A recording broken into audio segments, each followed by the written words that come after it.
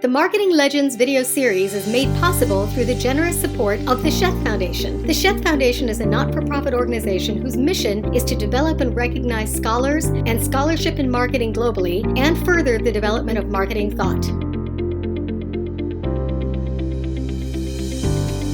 Welcome to the American Marketing Association's Marketing Legends interview series. I'm Richard Lutz and I will serve as today's host. The Marketing Legends program is designed to honor exceptional marketers and managers. Today I'm speaking with Kent Monroe. Thanks for joining us, Kent. You're welcome.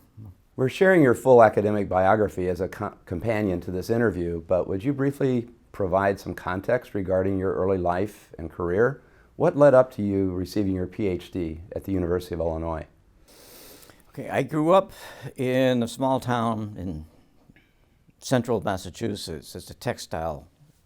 And at that time, when I was growing up, we had 5 or 6 textile mills there.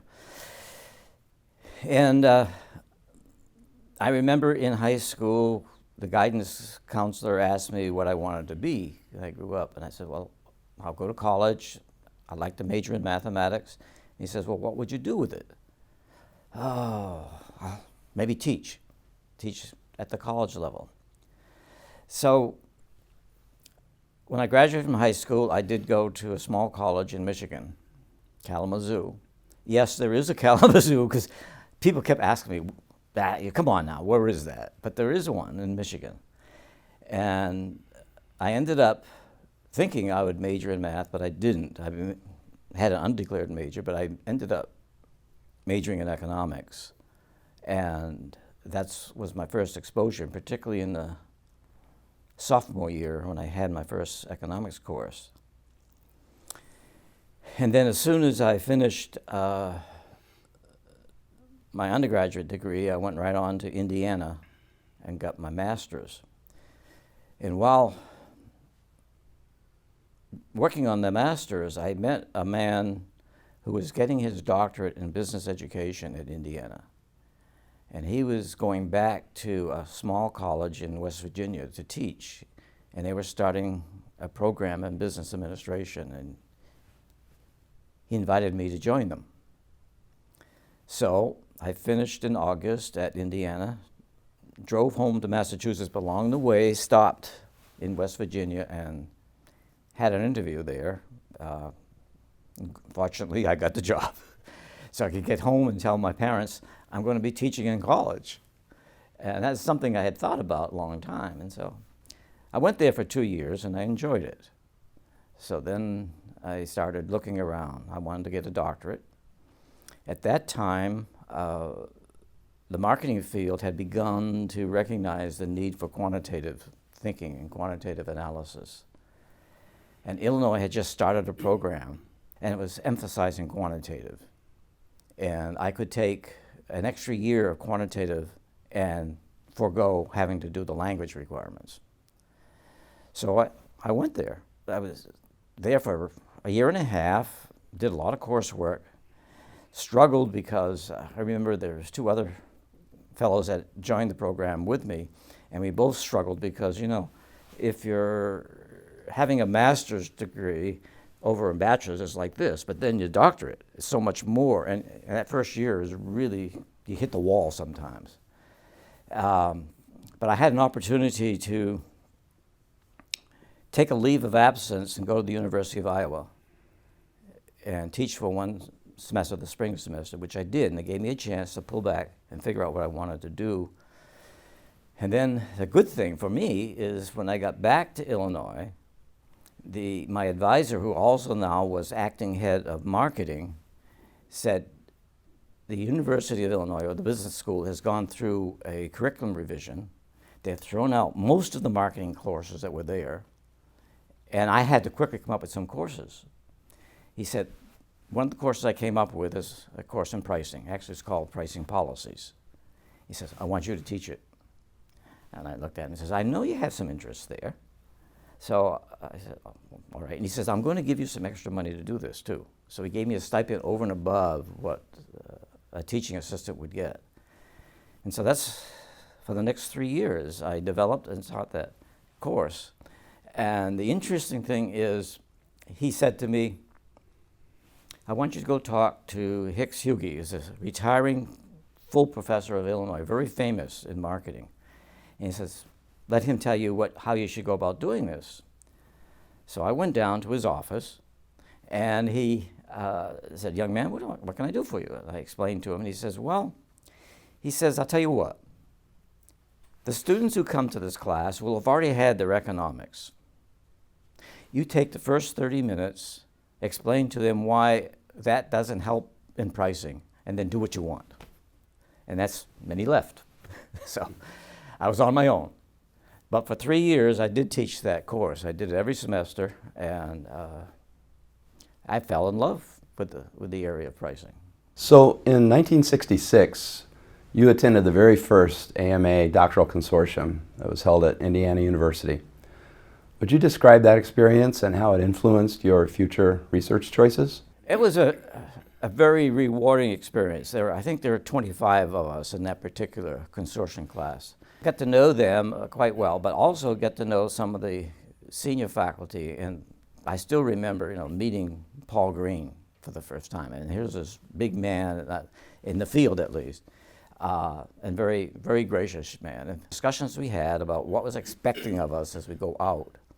And I really hadn't had any of that experience of what are you going to do when you finish and how are you going to go and so on. So that was the thing that was very important to me. It was just opening the eyes and began to learn there is another life out there besides just teaching if you're going to stay in the academic world.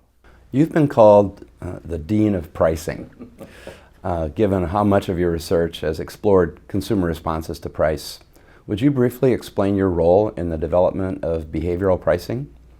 As I took additional economic courses at the doctoral level, I became disenchanted with the assumptions they were making about the behavior of people and how people responded to the market and responded to prices and price information. So I had read in the Harvard Business Review an article by Oxenfeld on product line pricing, and my mind began to say, all right, you can develop a model. So my dissertation was to develop a product line pricing model for decision makers. And but my advisor, who was Dan Slate, he said, you're going to make assumptions. I want you to list every assumption you make. And I think at the end of that development, I had over 30 assumptions, and a lot of those were behavioral. How do people respond to information? How do people respond to a line of numbers or prices and so on? And so that's what I ended up doing. And I got to the point, I think I was roughly in finishing the third chapter of the dissertation. This dissertation has no data. It's strictly a model, development of a model, a lot of mathematics in it. So I went to David Gardner. And I said, David, I think I need to change my dissertation. And he said, what are you talking about? And I said, I want to do some experiments. And I had no training in experiments. And he said, do what you're doing now. You do your experiments later. So when I finished and took the first position was at the University of Massachusetts, I was fortunate in that along the way, as I developed my dissertation, I had learned a lot about adaptation level theory and had gone into psychophysics, which is the psychology of how we respond to physical stimuli. And lo and behold, Harry Helson, who was the writer, the developer of adaptation level theory, he was finishing his career at Massachusetts. And I got to meet him, and between Harry and then Venkatajan, who was a young marketing faculty member who just joined Massachusetts and had been trained in experimental methods at Minnesota. Between the two of them, they guided me into developing the first sets of experiments that we did. And so we started doing that, and I kept doing it and got very successful at it. So as marketers became more aware of the nuances of behavioral pricing, How did firms' strategies change? It still was very new and very, in some sense, a new way of thinking about this. But gradually we begin to see, and then more recently, in some of the more recent developments, has really begun to take off, and people have begun to realize this. And I'm just finishing writing the 4th edition of the book, and in there I began to recognize that there are other people out there now talking about, in fact, I picked this up when I was writing a chapter on segmentation, because suddenly they're talking not about demographics, they're talking about behavioral issues and segment on understand how customers behave. And that's been something in my mind all along the way. Right. So I begin to see the firms begin to move in this way. And along the way there, a big impetus on all of this behavior was the Kahneman and Tversky's prospect theory. But that is based on adaptation level theory. And on Bernoulli's work back in the 1700s. So all this was coming together for me. And so this book has a number of chapters now strictly on how people respond to prices in a behavioral way. You played a significant role in the development of marketing education. Could you discuss your role as the chair of the task force on the development of marketing thought and its impact on the discipline? It was, I think, about 1983. Steve Brown, who I had met at a marketing theory conference that he had organized several years earlier, and he was the incoming president of AMA. And this was his idea. So he approached me by telephone and asked if I would take on this role of developing this task force and developing the way marketing develops knowledge, disseminates knowledge, and so the publication and all of that, and making it such that it would get into practice. And then he said, you have to decide on who you want on this task force. And I ended up selecting people not only that I know, but also who were good thinkers, like Jerry Saltman, who could come in, Bart Weitz, who would come in from a different perspective, Bill Wilkie. So, and we had a great time for 4 years in which we put together a lot of propositions. We had 4 meetings a year over those 4 years. People were involved, and we would come in, other than when we're at the AMA, we'd come into a hotel wherever we were going to go, because we moved around to different cities, and we'd have a dinner together in the conference room Friday night. Sometimes I'd have to kick them out of there Friday morning, sometimes Saturday morning, because they were still going on it and so on. And eventually, when we began to put some ideas together and some propositions that were sent off to AMA, and eventually we got it into the Journal of Marketing, I'll never forget this one situation where we were working on coming up with ideas about changing doctoral education. And Alice Steibel was given the task to draft the report. And I can remember we were meeting in Washington that time, and Alice sat there all Saturday morning defending this proposal that she had put together. I mean, we'd been drafting it, but she had now written it. And she defended it, sometimes line by line. And at the end, she told me, she says, this is the most intense defense I've ever been in my life. Much more so for my than for my doctorate. But it was all intellectually driven. Sure. And it was fantastic in that sense. And now we begin to see more and more of the recommendations we made, which came out in 1988. We're still seeing that. In fact, talking with Matt a year or so ago, he said he went back and reread this, and he says, surprisingly, some of the stuff is still out there and still coming too.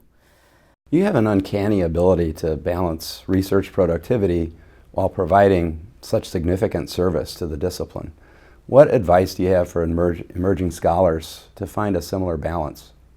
My first advice as you start your career is to pay attention to teaching and the research and not get into service right away.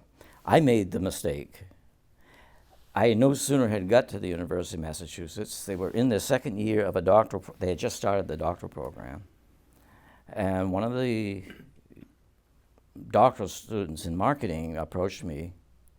He knew I was interested in doing research to direct his work. And what I know now is you shouldn't do that. But I did, I accepted it. And it was a great relationship with Albert, but it was still something we shouldn't have done. But you learn how to balance it. That was a tremendous amount of time where I should have been working on the research and the writing. But I enjoyed doing it, and I found a way to do it. So to work with students is a unique opportunity, and that's something I've always enjoyed. And what new research questions are on the top of your current list? The things that I'm most interested in and I find intriguing is getting into how our brain works, neuroscience, and then how does that lead us to understand how people process numbers and therefore price information. That's what I've been reading on and studying, and part of what I have written into this revision of the book is just the neuroscience. And I had a chance a couple of years ago to visit a laboratory in Stuttgart, Germany, where they're doing scanning and finding out how people respond to price information. And they had a little interesting study that they had done, and they shared it with me, is they had people come in, and they put the skull caps on, and they measured the wavelengths, and it really became a psychophysical study, because repeatedly they asked what they thought of a particular price in euros for a cup of Starbucks coffee. And at that time, what they found out was, in that particular study, up until about €220, people would be willing to buy. At that price, Starbucks at that time in that city was $180. But people were willing to pay up to it, and they were measuring the brain and how it was firing off and so on. So it's an intriguing situation, and what made me excited about it is it was very much similar, the way they were doing it, very much similar to some of the psychophysical work I did when Harry Hilsman was helping me. What do you think pricing practice will look like in 2020?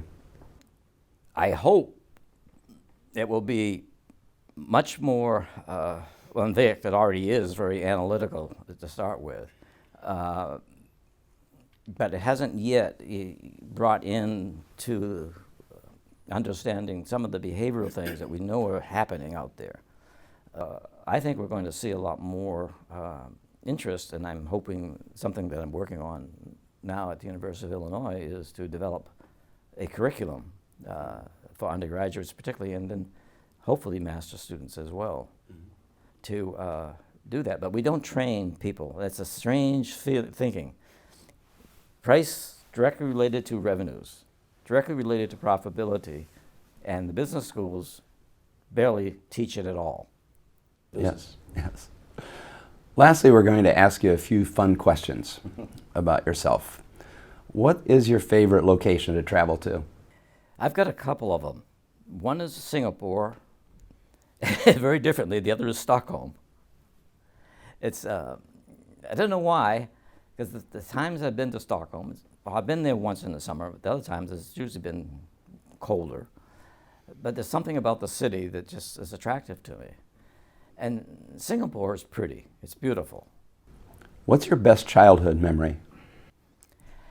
I can remember, I think more than anything else, playing baseball almost, even in Massachusetts, even in the winter. I loved baseball. I loved playing it. That's the first thing that would come to my mind. What position did you play? I played third. all the way through junior high school and high school. And people would look at me and say, well, you're small, but I have a good arm. So I used to pitch a lot of batting practice for the team. If you had a superpower, Oh, boy. what would it be? Make everybody happy, make everybody feel good. Not anything else. See if we can get the people who are poor and down, get them all up. If I could do that, that would be great. That's very admirable. We need to wrap things up, Kent, but I'm glad you were able to share your time and insights with us. On behalf of the American Marketing Association and the Marketing Legends interview series, I am Richard Lutz. We hope you enjoyed this discussion.